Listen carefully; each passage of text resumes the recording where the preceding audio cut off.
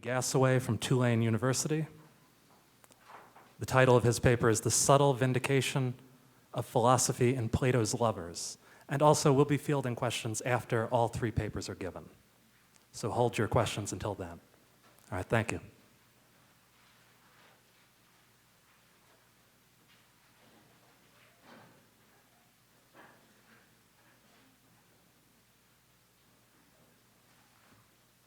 Thank you all for coming. Can you hear me? Can you hear me? Good? Okay. Okay, so this is The Subtle Vindication of Philosophy in Plato's Lovers. Plato's Lovers has much to tell us about liberal studies. In this dialogue, Socrates questions a young man who claims to be a philosopher about what philosophy is. The young man has not heretofore examined sufficiently the nature of his own activity. The specific character of the young philosopher's ignorance and the reasons underpinning it serve as a foil for Socrates' superior approach to the love of wisdom. The contrast between them is facilitated and expedited by Socrates' seemingly abrupt turn to the questioning about political matters and their relation to the philosophical drive to learn. Though this turn ostensibly serves the purpose in the discussion of clarifying how philosophy might be good or useful, at the critical moment, Socrates holds back from positively asserting that philosophy is good or useful, even in terms of the political wisdom he takes such trouble to outline. Despite Socrates' apparent reserve, however, a look back at previous moments of the discussion reveals a subtle vindication of philosophy. The Lovers takes place in the house of Dionysius, the grammar teacher, where Socrates speaks with two rival lovers in the presence of their beloved. One of the lovers is an athlete who seems to think philosophizing is shameful. The other lover has devoted himself to musicae, liberal studies, and believes it is beautiful to philosophize.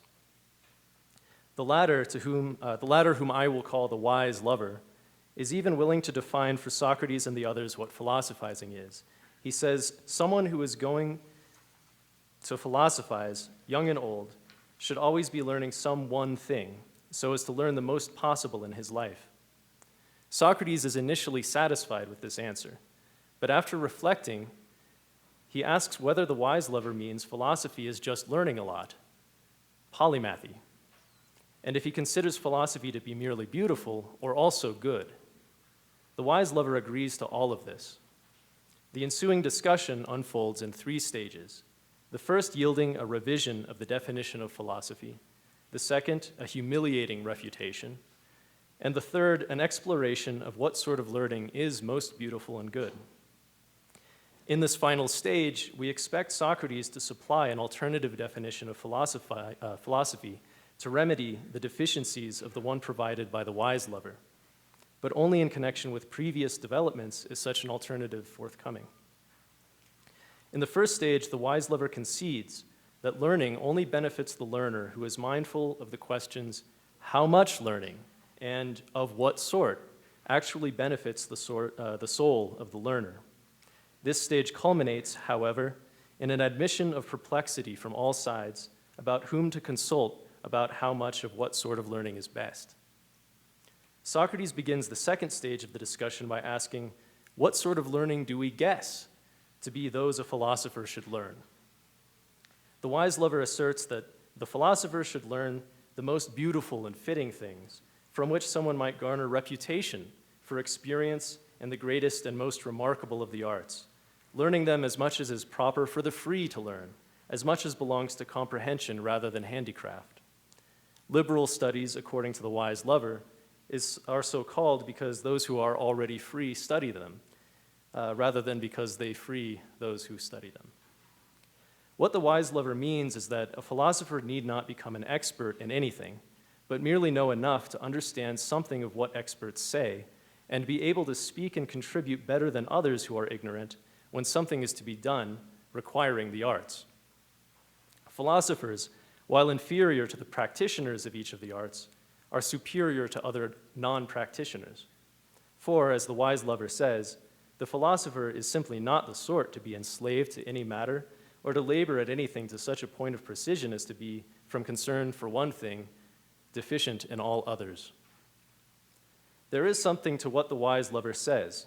Even though settling down into a single occupation may cultivate the mind and body along certain lines, it also entails suppressing much besides that may belong to human virtue. Perhaps, therefore, learning many arts would develop the soul with less compromise to its all-round condition than results from practicing any art by itself. The wise lover goes wrong, however, in failing to consider whether one could produce psychic harmony or excellence by learning many arts indiscriminately. Socrates uncovers this flaw, or strictly speaking, a related flaw. I can talk about that in the Q&A. He uncovers a flaw in the wise lover's line of thinking by pressing him to explain just how philosophers of this sort are supposed to be good. No one would send for a philosopher to help a sick friend, but rather a doctor. And no one would seek the aid of such a philosopher on a storm-tossed ship, but rather the pilot.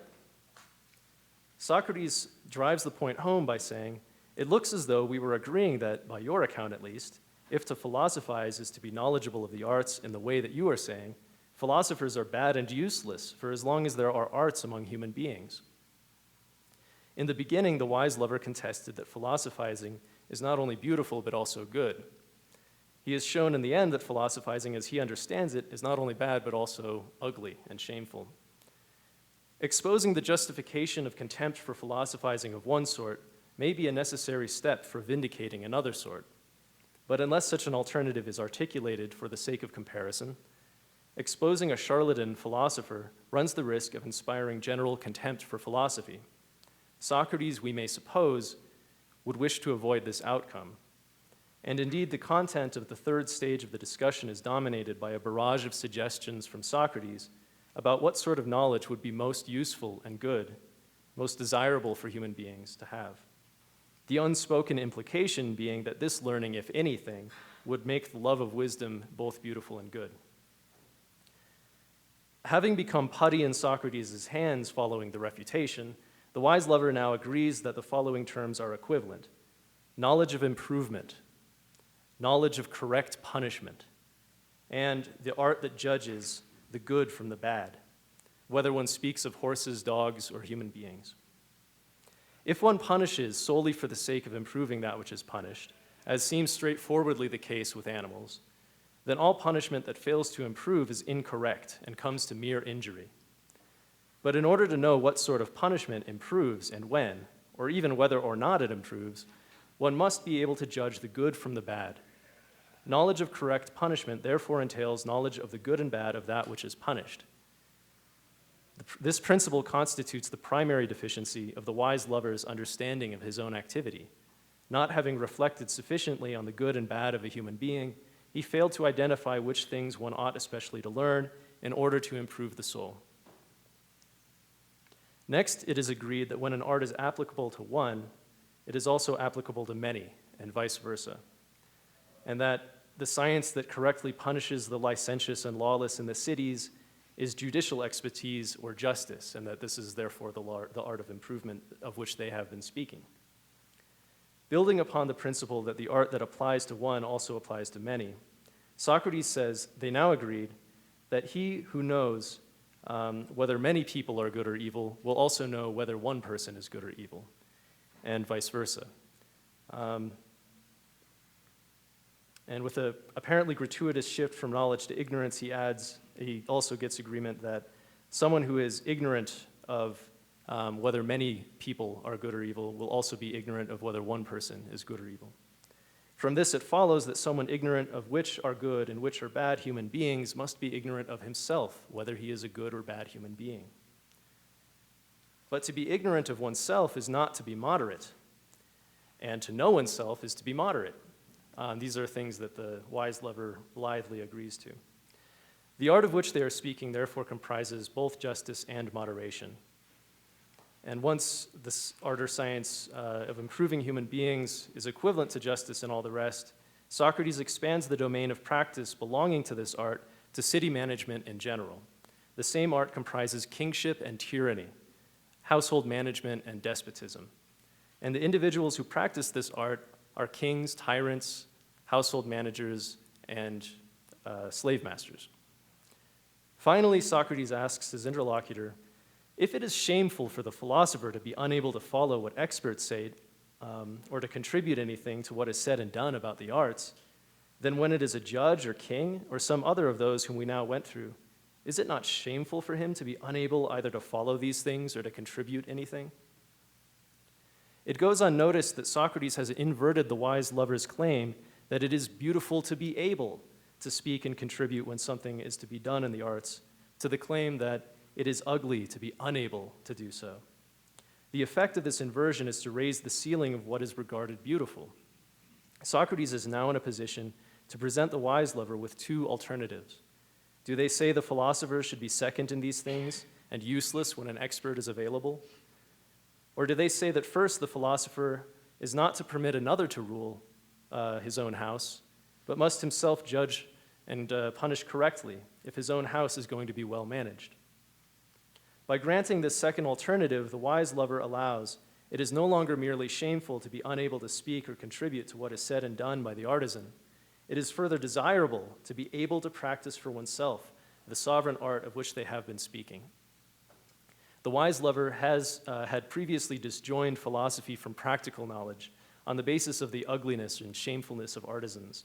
Socrates now uncovers at least one sort of knowledge the wise lover could not help agreeing is beautiful to practice.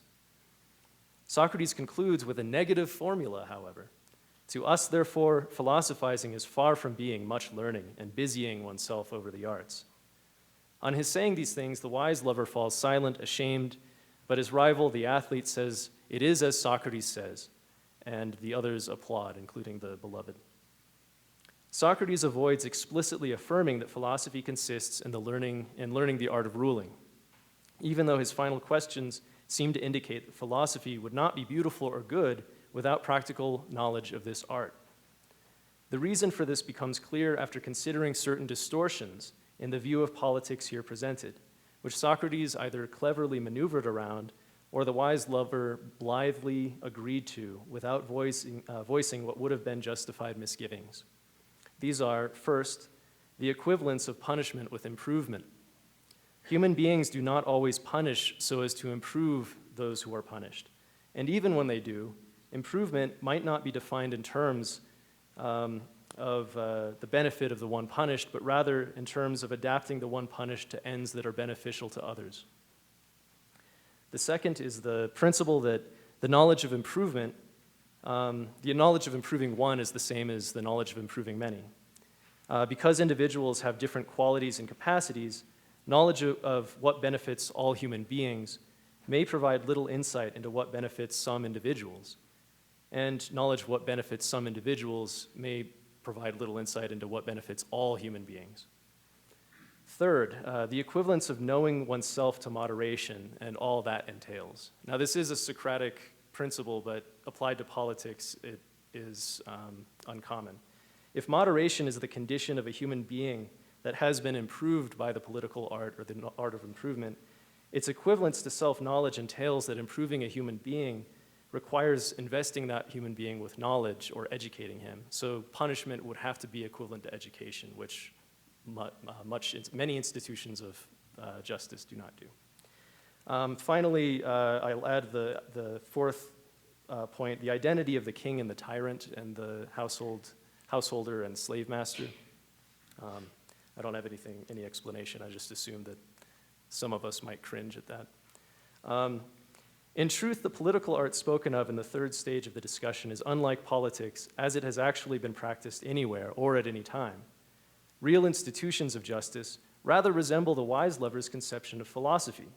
Without knowing how to cultivate the greatest virtue of which a human being is capable, they nevertheless know to eliminate deficient types, which are the lawless and licentious on the political level. If therefore Socrates means to suggest that philosophy would be beautiful and good if it consisted of learning the art that he describes, this art is not in fact the art of politics as we conventionally understand politics.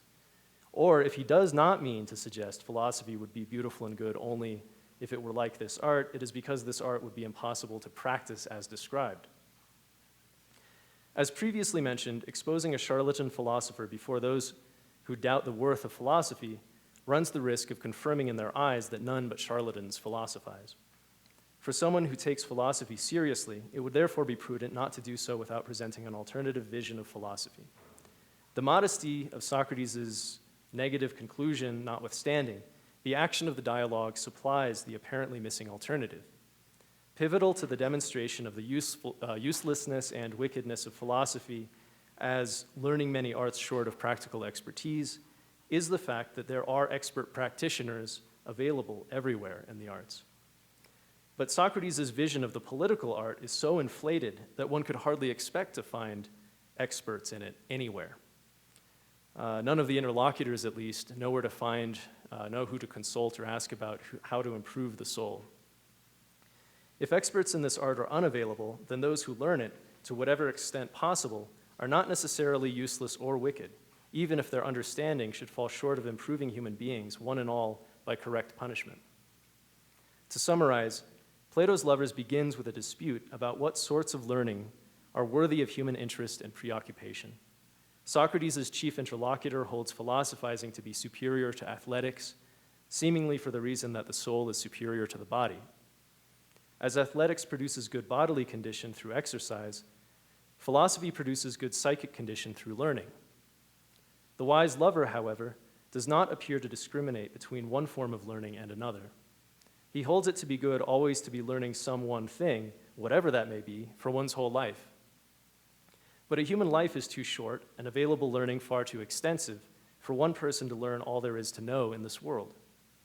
What's more, on the basis of what happens to artisans, it would appear that undiscriminating pursuit of one sort of learning to the exclusion of others can result in an imperfect psychic condition, just as manual labor or unmeasured exercise can result in grotesque bodily condition. If, therefore, some course of learning is superior at producing good psychic condition, then one ought to prefer this one to other kinds, or else why prefer learning to exercise or liberal studies to vocational studies? Socrates does not take issue with the proposal that philosophy is lifelong learning. Only he insists that the philosopher gives some thought to what sort of learning is in fact good for him. Socratic philosophy, which begins with recognition of our ignorance of matters of extreme importance, provides a point of departure for that undertaking. And I'd just like to return for a second to the point in the dialogue where Socrates asks, who do we guess, or what learning do we guess to be those that would be most beneficial to the soul? And once you've admitted that you don't know, then learning which ones are becomes the first thing that you need to learn, right? So you are in a position to guess, at least, as soon as you have that Socratic recognition of ignorance. Thank you.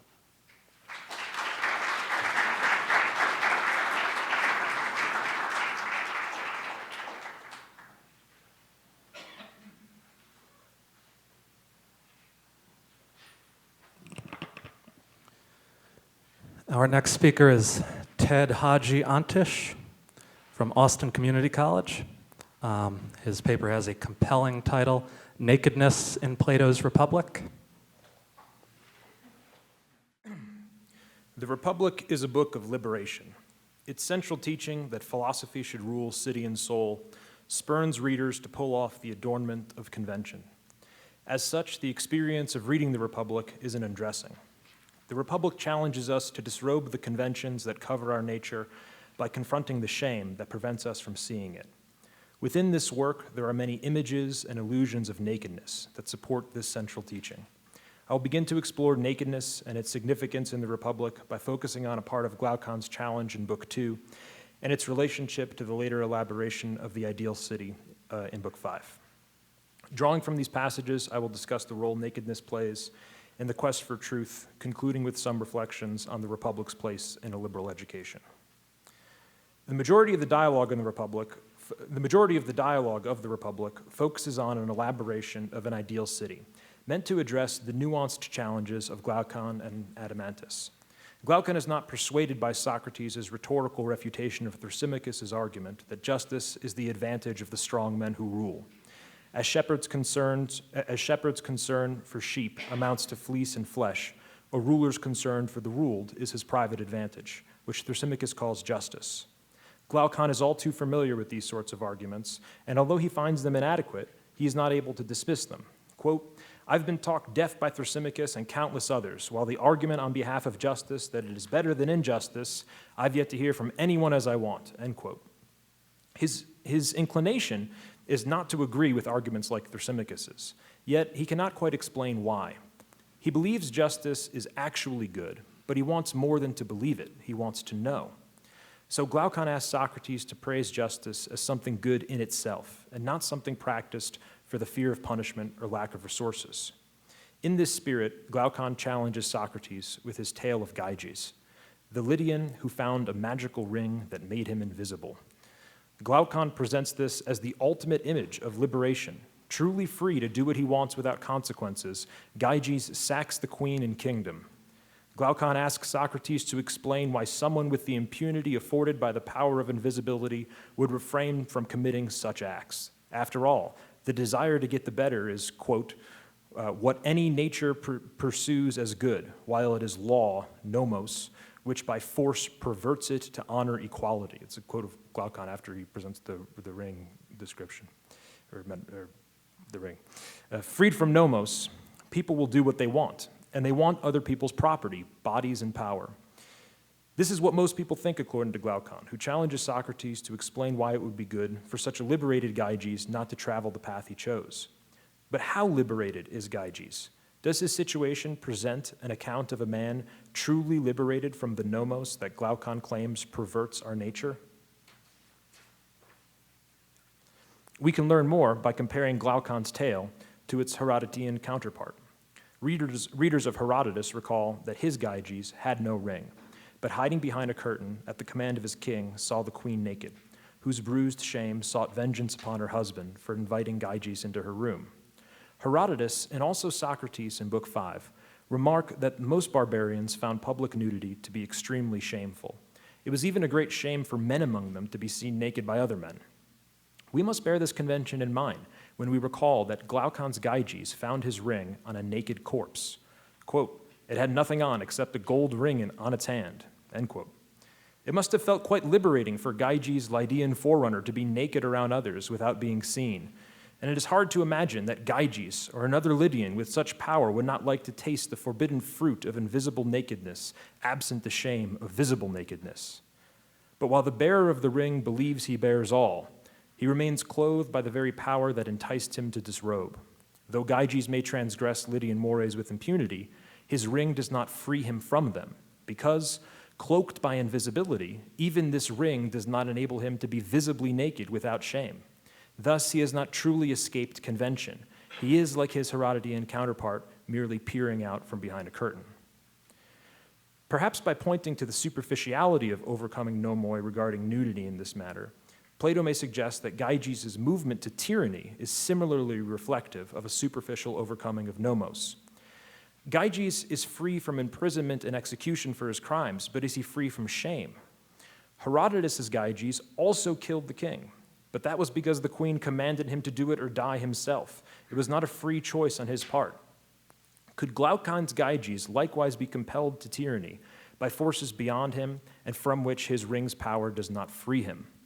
Glaucon explains that one who declined to use such power in the manner of Gyges, quote, would seem most wretched to those who were aware of it, and most foolish too, end quote. Perhaps conventional opinion compels Gyges to be ashamed not to seek tyranny where he has the power to achieve it. Tyranny appears to be liberation, but it is only superficially so. Socrates describes the soul of a tyrant in Book 9 as the least free of all, because he lives in perpetual fear of his neighbors for the wrongs he committed against them. Yet his depiction of tyranny is incomplete. One could imagine a tyrant of greater power and security, and so more freedom to enjoy the pleasures of his office than Socrates' straw tyrant who, quote, alone of all the men in the city can't go anywhere abroad or see all the things the other free men desire to see, but stuck in his house for the most part, he lives like a woman, envying any of the other citizens who travels abroad and see anything good, end quote. This does not accurately characterize a tyrant with the power of Gyges. Can't imagine somebody with an invisibility ring cowering in his castle, worried that the people who he's stolen from would, meet revenge upon him. He can do whatever the hell he wants. Why would he be so scared? So Socrates presents a second argument.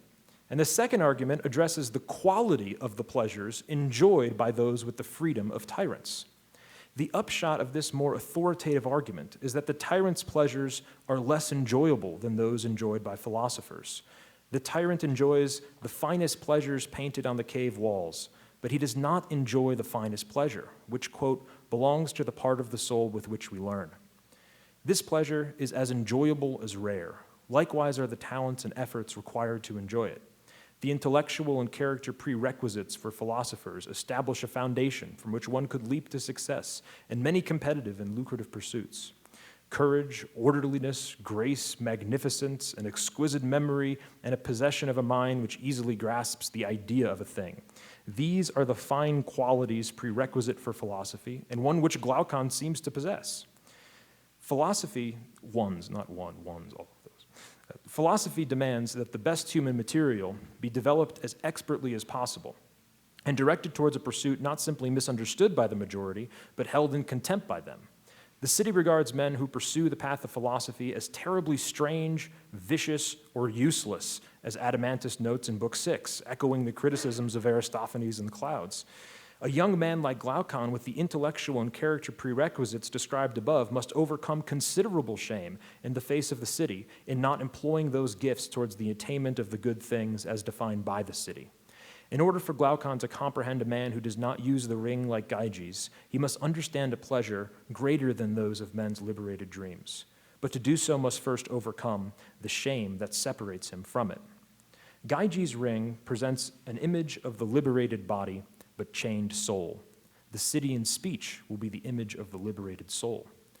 It comes to be in part as a response to Glaucon's additional demand that Socrates demonstrate justice as desirable even when stripped of all benefits afforded to those with the reputation for justice. And I said stripped because it's the word actually is related to naked exercise. He desires to see justice naked of rewards and punishments so that he can choose justice as a free man.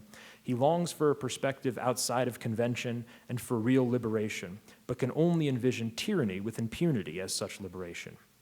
The philosophic life is the answer to that challenge, but for Glaucon to see that life as the true liberation which he seeks, Socrates must get Glaucon to shed his own attachments to the conventions that make him unable to conceive of a life with the license of Gyges, absent his licentiousness. It is Glaucon's own shame that prevents him from seeing it. If Glaucon is to see justice stripped, he must approach it naked. However, it seems that convention cannot simply be stripped away by Socrates and justice revealed in all her natural glory with one grand undressing. Socrates first responds to the challenges by constructing a city that is offensive to Glaucon. The people in this city wear clothing in the winter, but for the most part, they go naked in the summertime. In this city, clothing is functional and not required by custom or law.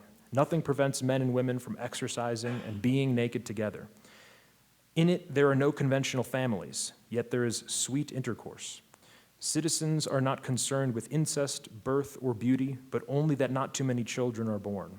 Therefore, the city of pigs, as Glaucon calls it, has two of the three challenging components addressed in Book 5, which the ultimate city must possess: men and women being publicly naked together, and the community of women and children, with no very clear prohibition against incest. Socrates has stripped this city, this allegorical man, of convention in response to Glaucon's desire to see justice naked. However, this city is naked without liberation, a ringed Lydian, because it lacks the third component of the ultimate city, the rule of philosophers. In fact, this city of pigs lacks rulers of any kind except perhaps its organizing principle that each citizen practices only one art, which is accepted by citizens without question, reason, explanation, or myth. They accept it as if by instinct and live almost entirely like animals. Philosophy is absent from this city because there are no real claims regarding the good and the beautiful to evaluate, no conflict between custom and nature to resolve, no nomoi, and therefore no means by which to overcome them and to be free. Glaucon's objection to this city supplies the tensions to it that ultimately point towards philosophy. His objection is not so much for the city's lack of relishes, which Socrates readily incorporates, but that its citizens do not live according to nomos, which, with his objection, he introduces nomos into the city, thereby clothing it. and yet by it also takes the first step towards uncovering the liberation of the philosophical life dedicated to examining the validity of nomoi and the conceptions of the good life presupposed by them. In Book 5, Glaucon will ultimately accept a city of communal nakedness, family, and the rule of philosophers. He will come a long way towards liberation from the conventional outlook that spurned his objection in Book 2. And so we see that the beginning of liberation from nomos may be an impassioned defense of nomos. If a liberal education is for liberation, the Republic should be a part of it. Its teaching that liberation from convention may begin with a dedication to and defense of convention may suggest a rather conservative approach on the part of educators, at least initially. Glaucon's love of justice pushes him away from the cynical arguments of Thrasymachus and drives him to adorn the object of his affection by the challenge he poses to Socrates. It is the very same love that spurns him to want to know the truth about justice, the quest for which is neither propelled by existential malaise nor nihilistic affirmation of all, but by a singular, myopic conviction. Glaucon's desire to defend the goodness of justice encourages him to look critically at the naked nature of justice, and this puts him on the path to philosophy. Perhaps a liberal education should initially be oriented towards kindling this kind of passion by making students more patriotic and more devout. It should help them care deeply enough about something important that they will want to know it fully. It is likely that serious interactions with the core texts that form the basis of the Western tradition will foster these attachments and convictions in many cases. Candules, the king in Herodotus' tale, fell so in love with his wife that he wanted the private pleasure of her body to be recognized as the most blessed. He wanted another to relish in her unadorned beauty. But while he invited Gyges into her bedroom, he did not ask him to poke through the curtains. There is a limit on the quality and amount of love that can be shared between a given number of bodies, but the pleasures of philosophy offer many more opportunities for the gallant. Liberal education should help produce suitable companions for this love affair.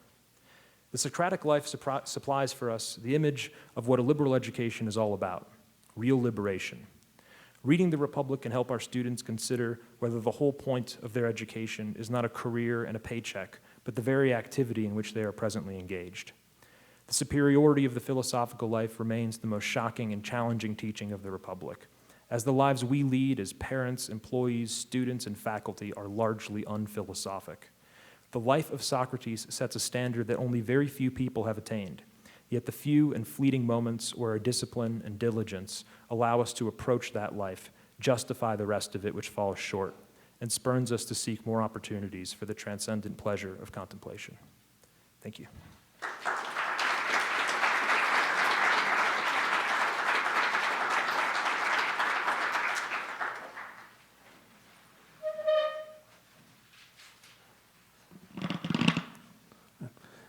Our final speaker today is Michael Ivins from St. Vincent College. His paper is entitled On the Silence of Socrates in Plato's Cleitophon. Papers all complement one another very well. Better? Okay. All right. They all address two of my favorite themes, the uselessness of philosophy and the subversiveness of philosophy. So maybe I've misinterpreted, but I don't know. So I'd like to thank Dean Sterling and Judith Adam for hosting and organizing the celebration of the 50th anniversary of the St. John's College Santa Fe. I'd also like to thank Paul Cooley and Penny Russell for taking on the immense logistical challenge of planning an event of this magnitude. And of course, we should all thank the people on the ground and behind the scenes who are actually making this thing happen. I'm very happy to be here, and I'm looking forward to a very fruitful and enjoyable conference. The original title of this talk was Socratic Wisdom and the Liberal Arts. This might imply that the subject would be the employment of Socratic method or the importance of Socratic ignorance for a liberal arts education, or something to that effect. But what I'm actually interested in is the disparity in the aims of Socratic education and liberal education. In the course of the paper, I'd like to draw out a tension between the liberal arts and Socratic philosophy. A common complaint about Socrates is that conversations with him rarely, if ever, yield any sort of definitive, positive knowledge. but often end in utter confusion. Even at his trial, he claims that he cannot be a teacher and corrupter of the youth precisely because he himself lacks wisdom. We've all heard the slogan, "All that I know is that I know nothing." But there is at least one positive claim which Socrates derives from the recognition of his ignorance, namely that, quote, "the unexamined life is not worth living." It is the awareness of our ignorance that both motivates and justifies the life devoted to inquiry, and this way of life constitutes the Socratic education. The word art in liberal arts suggests the possibility of teaching, or at least learning and possessing, some kind of positive knowledge. But this does not at all imply dogmatism or indoctrination. These arts are purported to be liberating arts, which further implies that they are in some way tools or techniques for the attainment and practice of freedom and liberty. Of course, the Socratic education promises a kind of freedom as well, but of a different sort. Socratic education offers liberation from the invisible bonds of opinions which we all inherit involuntarily. But here we must pose a question to Socrates. Is this sufficient? And indeed, Cleitophon will do this for us. Education in the liberal arts, on the other hand, offers the possibility of a freedom to act rightly in the world, or at least better than we would otherwise. This would be a freedom to speak, to choose, and to properly exercise our liberty in the society in which we participate. But we must pose the question to ourselves. Is this possible? Can good judgment be taught, or can it even be learned through a course of study? In Plato's Cleitophon, we find an argument for both the necessity and the insufficiency of Socratic education from someone concerned with the improvement of public life. Cleitophon had hoped that philosophizing with Socrates might help make this possible, but our interlocutor has been disappointed and believes he can show Socrates quite clearly the limits of the Socratic education. Cleitophon lodges such a devastating critique of Socrates that at the end of the dialogue, he can make the incredible claim that Socrates is not only a stumbling block to the achievement of virtue, but ultimately an impediment to the realization of human happiness. That is, Socratic education could ultimately be harmful to human beings, at least according to Cleitophon. What is extraordinary about the Cleitophon as a dialogue is how abruptly it ends. Socrates apparently has nothing to say after hearing Cleitophon's severe criticism that while Socrates can exhort us to care for virtue, he cannot at all show us how to go about this. Plato writes no response on behalf of Socrates. But should we interpret this as silence? It is possible that in reading the dialogue, it's not really silence that we experience, but rather a suspension between speeches, one in which our anticipation demands that we respond. Some reasons why Socrates might not respond might include the possibility that Cleitophon is not worthy of a response. Cleitophon just won't get it, so it would be a waste of time to try to correct him. This happens to be the opinion of most of my colleagues who have committed themselves to the study of philosophy. And I don't think they realize Cleitophon is actually on their side, at least those who happen to be professional educators. It could be that Cleitophon's critique is legitimate and cannot be defeated. This is not necessarily to say that he is simply right.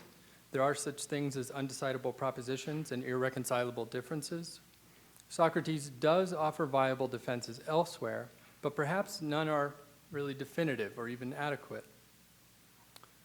Perhaps Socrates would not want to defend himself in this particular case. Socrates may have no interest in encouraging someone like Cleitophon to turn to the life of philosophy. Cleitophon is someone who has spent a good deal of time with Socrates, who is competent in dialectic, who is sympathetic, and who, despite being disparaging, sees the value of Socrates. Cleitophon could act as a sort of public advocate of philosophy, a representative who participates actively in civic life and who may be critical of Socrates, but is not hostile. So what is the nature of Cleitophon's complaint? He says he's always marveled at the arguments Socrates makes against his fellow Athenians, saying things like, "Don't you see you haven't the slightest clue what you're doing? You whose entire concern is to make money? You don't seem to care whether your sons who will inherit your riches will even know how to use their wealth justly. You don't even bother trying to find out if there are teachers of justice for them or even for yourselves. Cleitophon recognizes something important about the true value of education. He sees that an education concerned solely with making a living is inadequate. It is more important to know what to use money for than to know how to get it. This problem lies at the core of the current crisis in liberal education. Faced with the complaint that degrees in liberal arts aren't practical, we have two options to make our case.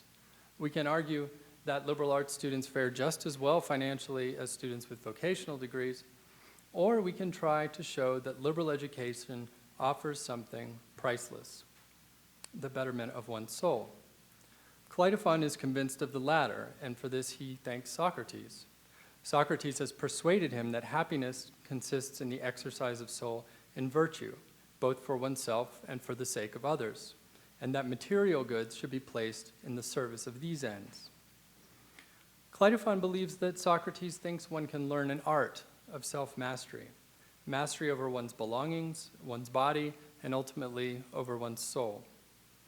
In addition, those who learn the art of self-mastery can benefit those who can't or don't by directing them in their actions and in the disposal of their goods. Such people should, quote, hand over the rudder of their thought as if on a ship to another who has learned the art of piloting human beings. That is, those who are capable of self-mastery are also competent leaders. Cleitophon here reminds Socrates that this is exactly what he often calls statesmanship, which is, quote, the very same art as that of judging and justice. There is an art of good judgment that, like any skill, can be taught or at least learned through some sort of instruction. This effectively makes Cleitophon a proponent of the liberal arts, for is this not a presupposition of liberal education, namely that one can develop good judgment by means of a certain course of study? So Socrates' exhortation to virtue has succeeded. Great. Can Socrates do more for us, or are we left only to exhort others? We should ask with Cleitophon, what next? How do we even begin the study of justice? Cleitophon knows that he won't get a straight answer from Socrates, so he goes to his young associates, he knows not to call them students, asking them, what is the art having to do with the virtue of the soul? To which the most reputed among them replies, nothing other than justice. Cleitophon inquires further, asking what the work, in Greek the Ergon, of justice might be, suggesting an analogy with the arts. Just like the art of medicine produces two things, more doctors and health, and carpentry produces two things, more carpenters and houses, and as it is the power of all crafts to produce some artifact in addition to more artisans, so likewise, what does the art of justice produce? Cleitophon, providing a partial answer, asks, what does the art of justice produce besides just men? But is the just man merely another artisan who can teach the art, or is he the artifact? We should wonder whether the just man is merely another teacher of justice who can teach others to be teachers, or if the just man is a product like health and houses. Cleitophon takes it that the art of justice produces teachers of justice and some artifact besides. His question then remains as to what this product could possibly be. But are the artist and the artifact necessarily separate? We need to consider Cleitophon's understanding of the craft analogy itself. When he first suggests the analogy, he mentions not only medicine, but the art of gymnastic training. He then drops the art of gymnastic to focus on medicine and carpentry. These become the model for the art pertaining to the virtue of the soul. But perhaps the art of gymnastic is more suitable. If we unpack the analogy, we see that medicine is comparable to gymnastic and to carpentry in different ways. Like gymnastic, medicine is concerned with the health of the body.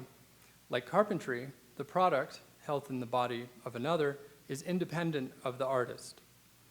In the unique case where the doctor practices medicine on himself, he does not treat himself qua doctor, but rather qua patient. As Aristotle might put it, one acts on oneself as another. On the other hand, someone practicing the art of gymnastic practices on himself qua self. The body acts on the body qua body. Physical training is a self-sufficient activity, unlike either medicine or carpentry, the products of which are always external. Here we see an ambiguity in the Greek word ergon, which Cleitophon overlooks. Ergon can mean the work of art as well as the work of the artist. The latter is the exercise of the art itself. Cleitophon is focused on the ergon as a product independent of the activity rather than the activity itself. For Cleitophon, the activity of the artist is always a means to an end, not an end in itself. This is also reflected in his understanding of philosophy. He does not seem to be interested in the intrinsic value of inquiry or self-knowledge as such, but more with how philosophizing might serve as a means to an end. And a noble end at that, namely, an understanding of justice for the sake of the achievement of virtue. So, how does this analogy help us understand justice? Cleitophon may have almost answered his own question before he asked it. Earlier, he had said that justice is the art of self-mastery, but perhaps the art of self-mastery is like gymnastic, where the exercise of the art itself is the end. Self-mastery would be the exercise of soul qua self, on itself, and for itself. As to the product or artifact of self-mastery, this may be secondary or even accidental. It may even be that the care of the self is not a matter of an art at all, but of the soul's nature. As it is the nature of the body to care for itself through exercise, so may it be the nature of the soul to care for itself, qua soul, through the exercise of self-mastery. But Cleitophon had identified and even stressed the byproduct of an art of self-mastery, namely the mastery over others. The work of self-mastery amounted to the art of piloting other human beings. Perhaps we may find here one key difference between Socrates and Cleitophon, and so between Socratic philosophy and the liberal arts. For Socrates, self-mastery as care of the soul arguably consists in inquiry itself, regardless of whatever inquiry might produce. In the Apology, Socrates exhorts us to discuss virtue every day, not act virtuously, unless, of course, these are the same. Cleitophon is interested in discussing virtue precisely for the sake of acting virtuously, and I don't think we can really blame him for this. Returning to the original question, Socrates' young associates respond that the artifact of justice is the useful or the beneficial. None of these satisfy Cleitophon because they are so vague as to apply to any art. Someone soon speaks up suggesting that justice produces friendship in the cities. Friendship is always good and is some kind of like-mindedness. The question is raised as to whether the sameness of mind is the sharing of opinion or of knowledge. Since common opinion is often wrong and can result in great harm, the product of the art of justice must be friendship among the like-minded in the city who share in knowledge. Cleitophon is prepared to leave this answer intact, but unfortunately others jump in, pointing out that like-mindedness is also common to all the arts. So the argument comes full circle. Though we know that the art of justice is a knowledge shared among just citizens, we don't yet know what external good in particular such persons produce. Now, I'd like to argue that Cleitophon's interest in friendship suggests that he's one of the good guys. It's always tempting in Plato to be suspicious of anyone who has political ambitions, especially someone who hangs out with rhetoricians and sophists. Cleitophon does, in fact, spend time with one of the nastiest of these, namely Thrasymachus, whom we know is Socrates' hostile interlocutor in the Republic. But even though he says he will go to Thrasymachus and whomever else if he gives up on Socrates, we have no indication that Cleitophon is a follower of Thrasymachus or anyone else. I can easily imagine him arguing with Thrasymachus as we see him doing here with the best of Socrates' associates. I noted earlier that Cleitophon knows not to call these so-called associates Socrates' students. He doesn't know exactly what to call them, peers, co-enthusiasts, comrades, or whatever. He recognizes that Socrates is not a teacher in any sense, but one term that he is careful not to apply to Socrates or his associates is the word friends, or philoi, the very sort of relationship that he is interested in engendering between citizens. Now, there's an unfortunate issue of translation in the handout I gave. I had to go back and cross out. Some of you will see it. Our translator translated heteron and philoi indiscriminately as friends. And it's an important part of my argument that both Plato and Cleitophon recognize some difference between philoi and heteron, the latter of which I would translate as something like comrades or even merely companions. But Cleitophon doesn't even identify himself as one of Socrates' associates or even one of his friends. I think the care with which he speaks is evidence of some significant understanding of Socrates. In his concern for the city, Cleitophon had praised Socrates' criticism of his fellow Athenians for setting brother against brother and city against city in the pursuit of material gain. Socrates motivates them to concern themselves with virtue, but Cleitophon's complaint stands. All he sees Socrates do is turn people towards a concern for virtue, and at best, teach others to turn others. But apart from exhortation, when asked how to learn the art of justice and put it into practice, Socrates has little to offer. If education in the liberal arts only produced teachers, or God forbid, only produced philosophers, there would be a real problem. Socratic education is not enough if it can only direct us towards the life of inquiry.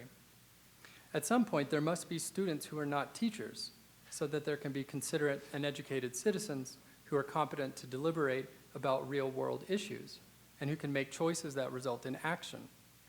If there really is an art of good judgment, perhaps justice and freedom can be developed through a course of study. Most institutions of higher learning offer the means to make a good living. I think we are all here because we are of the same mind in thinking that there should be more concern for living the good life. Thank you.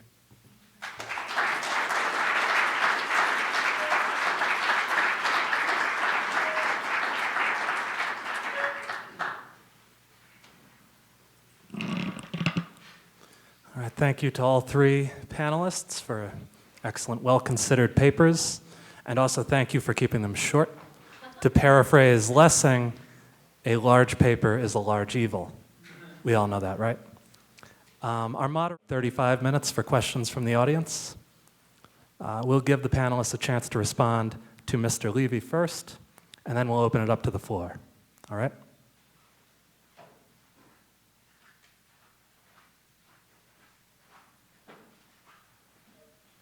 So first, I'd like to thank our presenters for their very thoughtful and provocative papers. They should provide a good starting point for a discussion of Socratic and liberal education, and I'll start that off by briefly asking a few questions.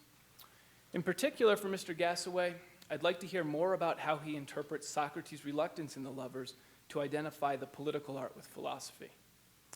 Socrates' unwillingness to make this identification, despite his having drawn attention to the art's manifest utility, is surely significant. But why would Socrates insist that the philosopher must master the political art, albeit a paradoxically understood political art? Why would he insist that he master it, that he be second to none in it, if he wished to raise the possibility that it is impossible to attain it? At what point would the partial acquisition of this art still allow the philosopher sufficient guidance about how to live? Why not take Socrates' refusal to identify philosophy with the political art as an indication that, while the philosopher must have this art for, among other reasons, avoiding the confusion displayed by the wise lover about his own intellectual activity, but why must he indicate that the philosopher must have this art, but that the art is not the entirety of philosophy, or perhaps not even at philosophy's core, which might rather consist primarily in more open-ended investigations of theoretical questions? From Mr. Hadzi-Antich, I'd like him primarily just to extend his thoughts about the liberation of the philosophic life. So in the first place, to hear more about the criterion by which the philosophic pleasures are judged the truer or better pleasures than the tyrannical pleasures, right? In other words, what makes this the truly liberated set of pleasures, those that the philosopher gets. Rather than saying the tyrant, he freed himself from the bad parts of convention, and now he's getting the better pleasures. Secondly, I'd like to hear a little bit more about how the Republic's teaching about justice in particular conflicts with the conventional teaching about justice. That the philosophic life conflicts with conventional views about what's good for a human being. Namely, one says poverty is not terribly important, and one says wealth is very important. That's clear. But it's also clear that convention opposes the tyrannical view about justice. So in what way does the philosopher's view of justice differ from that of convention? And further, can we reasonably expect that convention will always oppose the philosophic view of justice? Finally, for Mr. Ivins, I have a general question about his view of the relationship between Socratic education and the liberal arts, and a particular question about the Cleitophon. About the Cleitophon, the absence of a response from Socrates is surely troubling. But I need to see more clearly the reasons for rejecting the possibility that Socrates remains silent because he regards Cleitophon as uneducable. I'll mention just one detail that makes me wonder about this. Cleitophon himself tells us that Socrates answered his question about what justice is. Socrates told him that justice was helping friends and harming enemies. Cleitophon indicates that he rejected this definition, but despite his evident dialectical skill, and unlike his explanation of his rejections of Socrates' followers' opinions, he gives no clear reason for his rejecting Socrates' statement.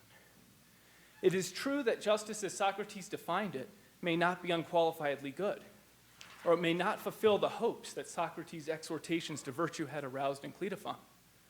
But this merely makes me wonder whether Socrates' silence at the end of the dialogue doesn't result from his awareness that Cleitophon's excessive or unreasonable hopes for justice make him unwilling to accept what he could learn about it. As far as my general question goes regarding Socratic and liberal education, I wonder if you could clarify how you read Socrates' statements about his own ignorance.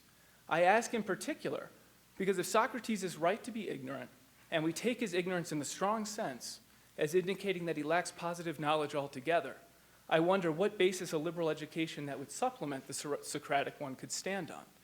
How would it be worthy of the name education? And just since we hope to have an open discussion here, I don't want the panelists to feel like a requirement to respond to each of my questions fully. Just take what you want from those.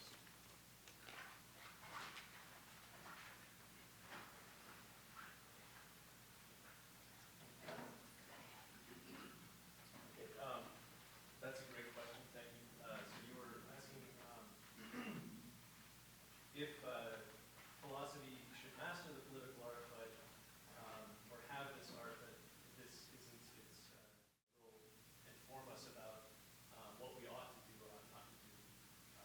And these opinions get to be taken for granted. They may not be recognized as something that is available for scrutiny or should be scrutinized.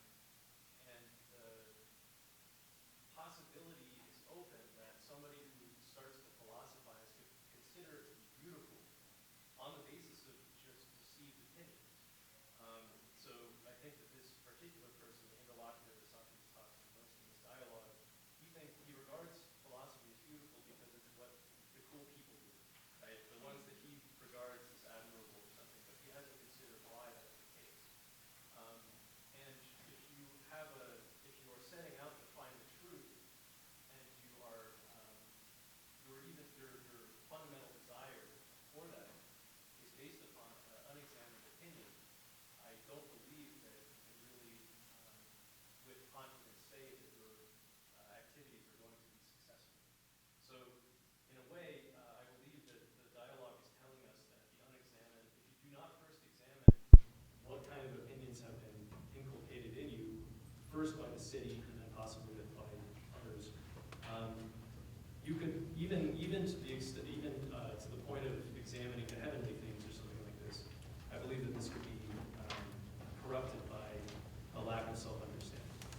Now that's a highfalutin answer to your question.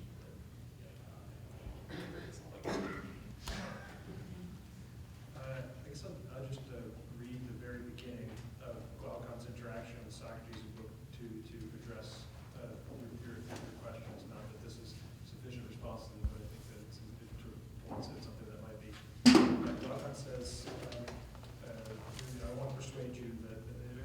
Socrates, I want to truly persuade you that Thrasymachus is wrong. And you're not doing what you want. Tell me, is there, in your opinion, a kind of good that we would choose to have, not because we desire its consequences, but because we delight in it for its own sake, such as enjoyment and all the pleasures which are harmless and leave no effects other than the enjoyment of having them?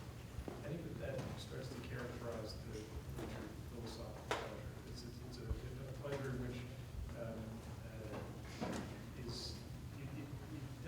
it doesn't end the pain, but it doesn't necessarily fill you up, because the end of the philosopher's love of wisdom, not necessarily attainment of it.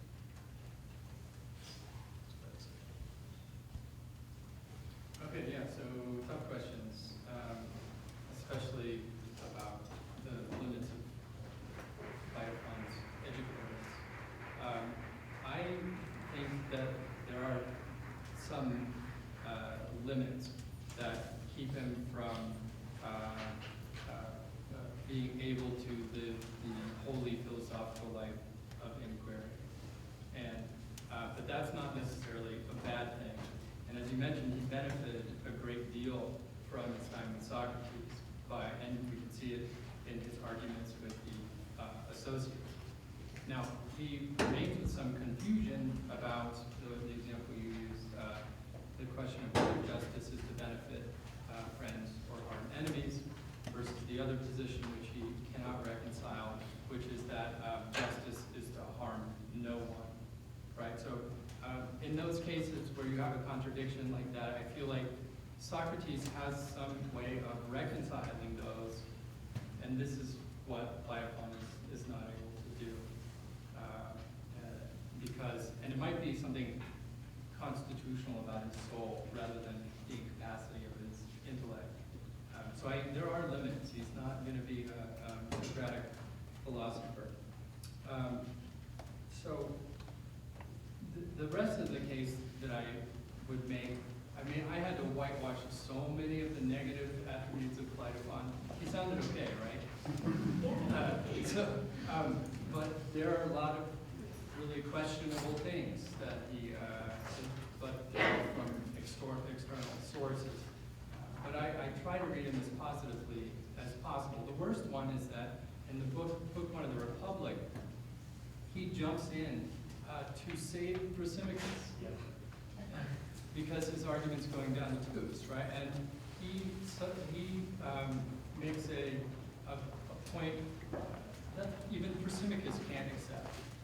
Right? That I don't want to go into it, but that could be a really bad indication of something about Cleitophon, if that's his personal belief. But I don't think we have any reason there. I think it's his personal belief, but rather he might understand Thrasymachus better than he understands himself. Right? Better than Thrasymachus understands Thrasymachus, and so can carry the argument to the place Thrasymachus should have gone. But instead he gets trapped by Socrates. So it's a tough case to make, but I think there are important ways in which Cleitophon is a positive character. Now, the problem of the relation between fundamental ignorance and liberal arts is tough. Our project this weekend is to decide what the liberal education is for, right? Socrates is not going to let that happen. Right? He's going to be questioning the value even of those sorts of education, which from one point of view, I painted it as that teach us something about justice so that we can act justly. But on the other hand, I took art and the art analogy very seriously as a kind of technique, in which case what we're learning is a set of tools rather than principles. And I think the supplement to the Socratic education in developing tools of thought and tools, I guess, of action, that's where my problem point is different than graduating senior year with a set of principles by which to live the rest of one's life. And I think that's what Socrates would not allow. But if you tell parents, like, look, even at the end of this very long and expensive education, children still aren't going to know what to do. that's not going to play very well. And that's, I think, what Socrates leaves us with.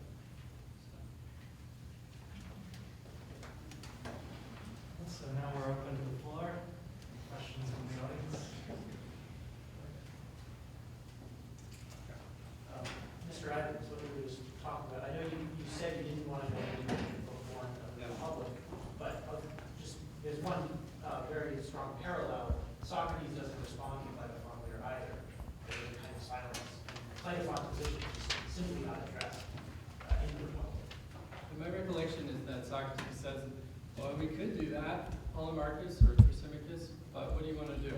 Yeah. And so they choose to go with Thrasymachus's argument. But Socrates indicates that he could defeat Cleitophon's. He doesn't respond, you're right. But he indicates that he can handle either version, Cleitophon's or Thrasymachus. But how he would do it is not exactly clear, and it couldn't be in the same way that he treats Thrasymachus, just by the nature of the argument. So, yeah.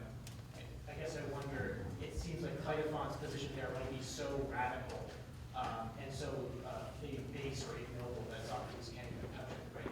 It's essentially just pure legalism. It's just obey the rules no matter what. Yeah, legal positivism in the sense that Cleitophon seems to think just by virtue of positing the law without any other standard gives the law authority. And my recollection is that Socrates says, I can cope with this, but he doesn't. I mean, that's true, right? But I don't know if anyone Well, I else. think it has to do with what is really to the ruler's own advantage. So when Thrasymachus is asked if doing what is to the ruler's disadvantage, he wants to call that justice, the ruler's going to be mistaken about that. That's when Cleitophon comes in and says, well, what you could say is that it's whatever the rulers think is to their own advantage is justice. Do you want to say that even if they're wrong about it? And that is a lot more radical than what Thrasymachus says. And I think it reveals a certain sort of moralistic side about Thrasymachus, that it's important that the rulers are right about what's good for them, and therefore it's important to be right about what's good. Yeah, it's Thrasymachus who's given the opportunity to accept or reject Cleitophon's revision. Right. And so Socrates says to Thrasymachus, it doesn't matter whether you accept it or not, I can deal with it. And I think that might be significant, that he knows that Thrasymachus is someone who's not going to defend that particular position. Right. Or even if he wants to, Socrates can show him that he's wrong to the trial. I mean, as a teacher of anything, he would not want to teach people that it doesn't matter what you say once you're in trouble. So, Yeah, I think I If I'm listening correctly, each of you, and I suspect almost all of us, associate somehow the act of philosophizing as an intellectual virtue with the possibility, if not probability, of having some correlate to the moral life. But I must admit, it occurs to me philosophizing is like string theory. Might be. It's ideal, it might be true, it might cover all our actions in day-to-day life, but I'm clueless how to use it or experience it. I can start. That is part of maybe the difficulty for all three of us, it sounded like to me a little bit, is trying to figure out how philosophy, or this is more explicit than that, can lead to action or relate to action, inform moral action. And for me, it wasn't ultimately clear that they could. And Mr. Hadzi-Antich made an interesting claim about the law, because what it looks like is philosophy, everything's fair game, including the law, which makes it that's subversive. And that's the nudity or the nakedness, right? The stripping oneself of the nomoi.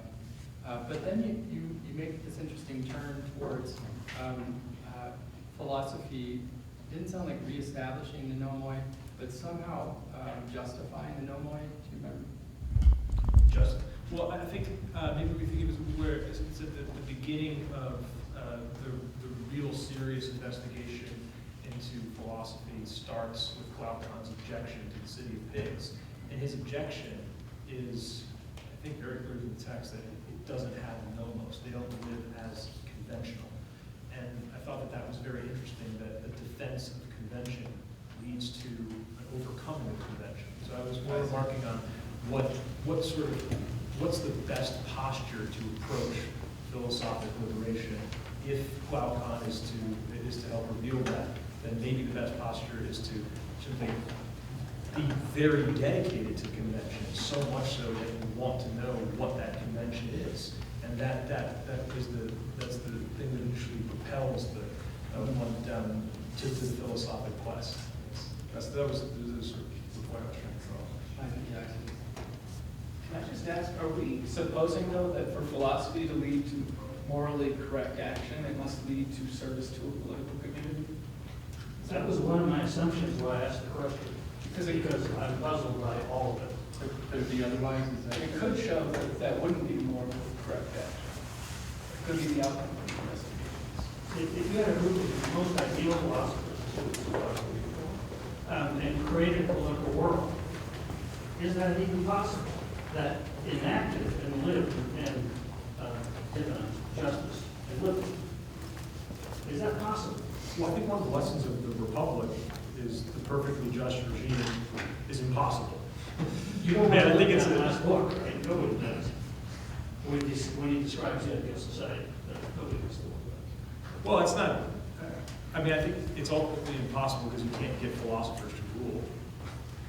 Okay. I agree. We don't want Of course. But given an ideal world, is it possible to create, using philosophical principles, a just society? And so, what has been done? I think in the Republic, it is possible. It's just the likelihood is vanishingly small, and people who have to do it don't want to. Well, let me say one other thing to that question, because the feverish city, the first thing that comes to being a feverish city, they start to bring this luxury, and then what they need to do is they need to cut off a piece of their neighbor's land. So the perfectly just city starts with an act of injustice. I think that just raises questions about to what degree political justice can ever really be justice. I mean, is that there might be two different ways. Political justice might always have with it some serious degree of injustice. That's why I'm puzzled. So maybe even there, like a violation of natural justice, since there's no law preventing you from going to take your neighbor's stuff yet. But if the society that's going to be founded on that looks like an original injustice, right? But it may not be the same sort of justice that will be established on the normal community standard. It might be more. It might be more likely that you could have the kind of justice that you're talking about within a city that is not the city literally, like the city of speech of the Republic, maybe the city of the people talking about it, that kind of a community. I think that's a place where you can have punishment that is education, where you can teach one person and many at the same time and in the same way. But I think that the problem is that once you actually inflate it to the realities, the realities of a political situation, the exigencies that any political community faces, inevitably you're going to have to incorporate that initial unjust act or maybe some other compromises or something. Sure. Even if the main legitimate is, sure, that's going to be normal. But then, still the question is, where's the relationship between the act of philosophizing and the justice itself, or the just society? In a way, I think that's It the is problem possible. we're in without really having a solution.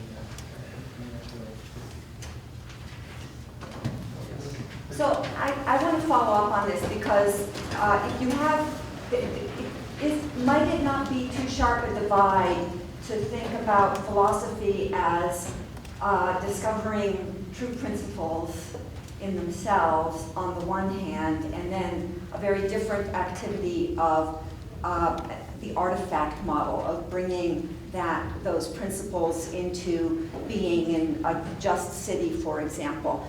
I'm troubled by that, and I'm wondering if might the artifact not be the inquirer himself or herself, and that maybe the falseness of politics or political justice might not be true justice is because it's the artifactual model on the basis of imposing principles and molding and crafting, which is what we get in the city in speech. Supposedly the ideal city, but it's a very, I think, ugly city because it seems so much, there's so much of an imposition. Why might it not be instead that the community has to grow from within the members as they engage in a certain activity, and by engaging in that activity, and why could that not be philosophic, they are making themselves just and creating a just place or topos, which might not rise up to the level of a complete city, but might in fact be the truth. Rousseau's Emile is a wonderful work to read because I think that it speaks to the questions of the Republic, but it doesn't have the imposition, although the tutor is very imposing. But maybe in a way that's less distasteful. And of course, the Emile, in the Emile, Rousseau says the Republic is the despot of education. You should never read the Republic. And the subtitle of the Emile is on education. It may be about the Republic. Wouldn't Socrates reason be leaving everyone free to look in position and in position on the best citizens, namely the philosophers? That will be the effectual truth of this lack of restraint. If everyone's free to believe justice to the best. Right.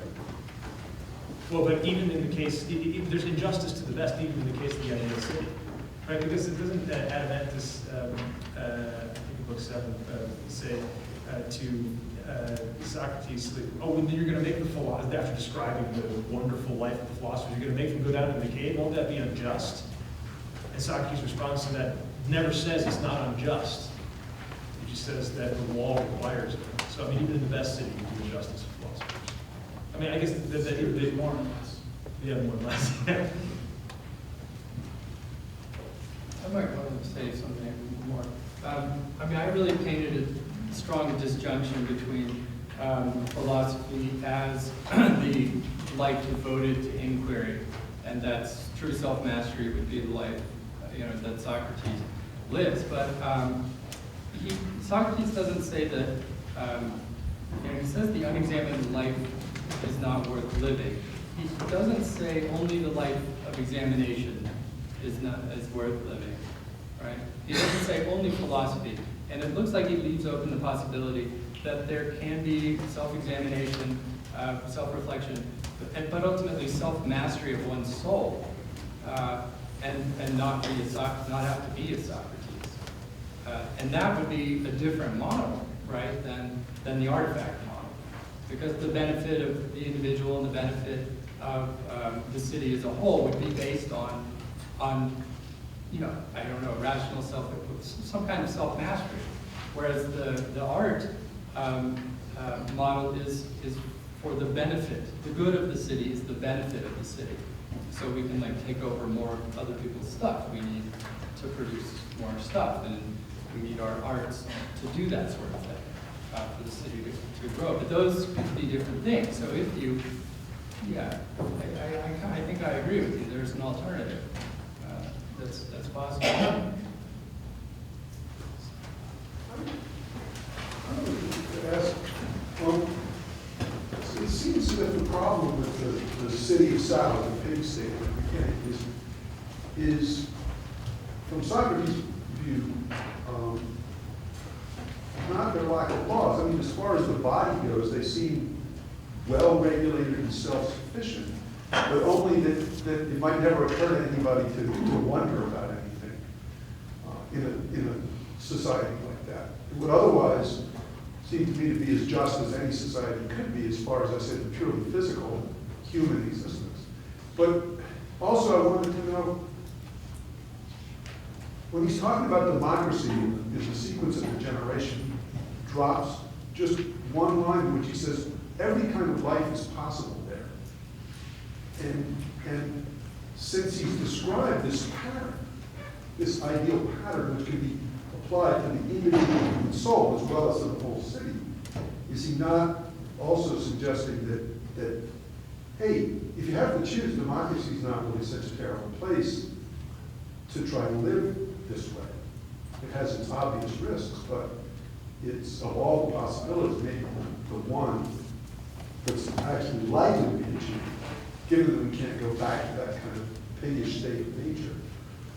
Yeah, but maybe it's democracy is the best political regime, but the best available political regime. But as far as governing one's soul is concerned, kingship is the worst. So is there a way you can be a king of your soul in democracy? Well, that's what I'm suggesting. He says all types of lives are possible there. And democracy is the only other political form that includes philosophy, other than philosophic. At least explicitly so. It's not a tyranny, it's not a democracy. It's only democracy. Hi, my name is Vincent Chair. My question is specifically to Mr. Evans.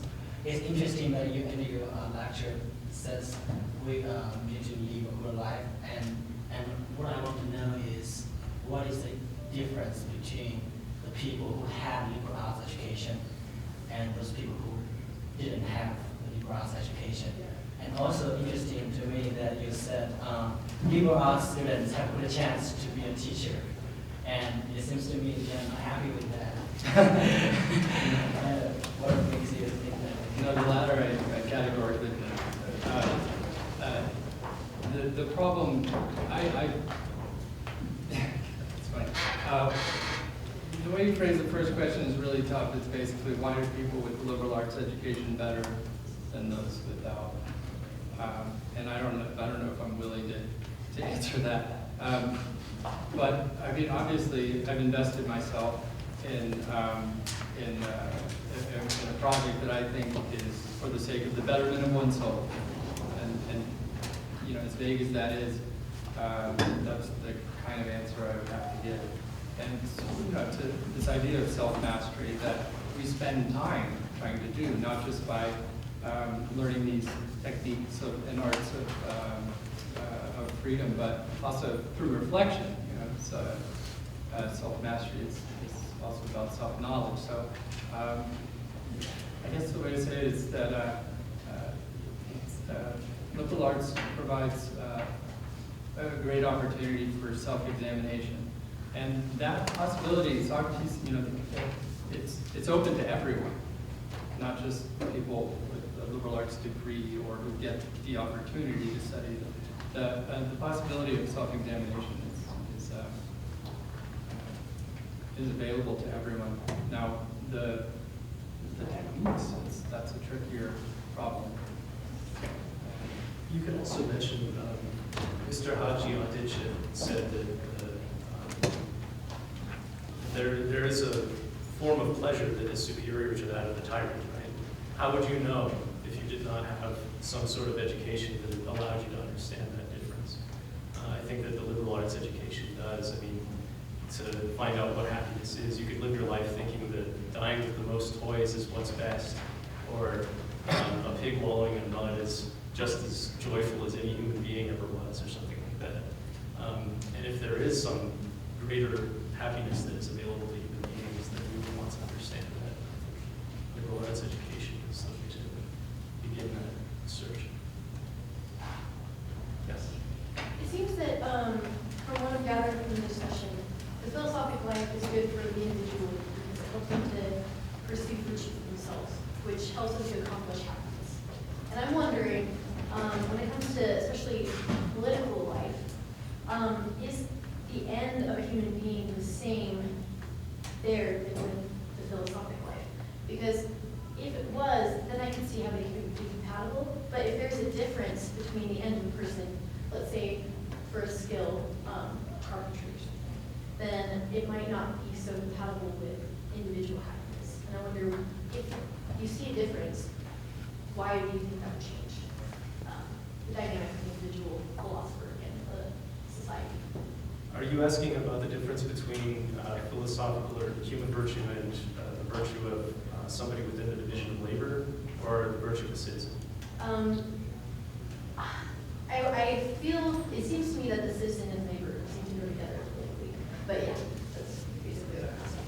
Well, in my paper, or in the Lovers, I believe that the answer is that if you just fulfill that one person, one art ideal of the republic, you probably will be very miserable. Or at least you will not be completely happy. If you really do just spend all your time making ends or something like that, you know, like that, it stifles part of human nature.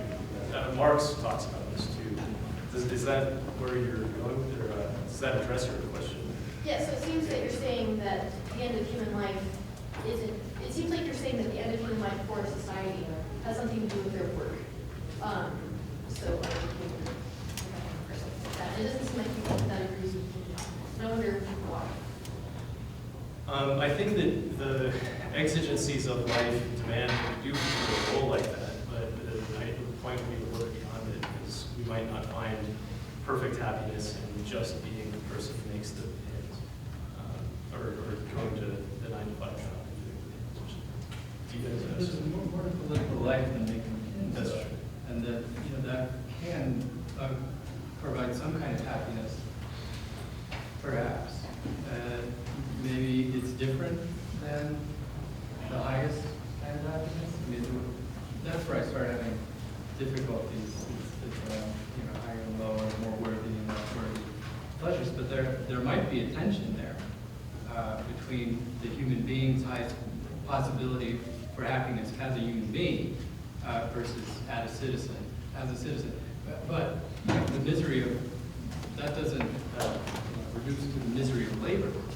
Being an active citizen in political life, I don't know what that would mean, but could result in some sort of genuine happiness, and that's what I think Cleitophon is really looking for: political